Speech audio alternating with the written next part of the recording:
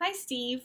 My name is Noelle, and I just want to thank you on your post. It was very informative about recidivism and addiction.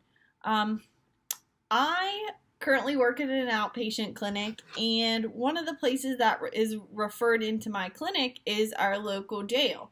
And luckily enough, we have a program that's called JSAP. It's a jail substance abuse program. So it treats our clients while they're incarcerated. If they're in there for an extended period of time, they will meet criteria for the program. And then once they complete their program through the jail works actively with our health department, and we do the continuum of care with them. They come into our IOP program, then they funnel through to the outpatient level of care, and then continuing care phone calls. So it is a really nice system when jails and prisons do have that in play, because unfortunately, you've probably learned through your research that substances are just as easy, if not easier, to find in jail or prison than it would be on the street. A lot of times we get people coming out of jail or prison that have become addicted to things like Suboxone or other things, even nicotine addiction, because they're getting cigarettes sent in the mail, or K2 is really big where I live locally. That's something that's mailed into the prisons and not always seen. So I definitely see where you're coming from. There is an importance of having programs like that within prisons and jails, because if someone goes into jail or prison for a substance abuse problem and it is not treated, they get out, they don't have probation or other restrictive things requiring them to attend treatment, they're not going to. And then they're going to go back to their same behavior and increasing that recidivism rate. So I found some research specifically on recidivism, and Chandler et al. Identified that through a review, there were 15 states that found 1/4 of individuals released returned to prison within 3 years for technical violations that included things such as testing positive for substances.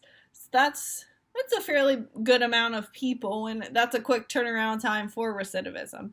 So definitely a need for that. I was really interested in this study, just working with the population. I mean, anytime working with substance abusers, we know there's probably a high likelihood that they might encounter a negative consequence. That's a predictive factor of recovery sometimes, is if people experience something negative from their substance use. So eventually something negative typically does happen, and it can initiate that process.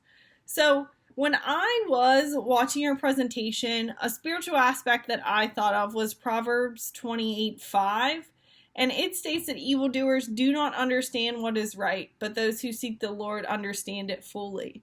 So somewhat what I talked about in my research presentation is that void that individuals who are addicted experience, a void, and they fill that void with drugs and alcohol. So strengthening their relationship with the Lord and just having the Lord in their life, that can fill that void, and there's no longer a need for drugs and alcohol.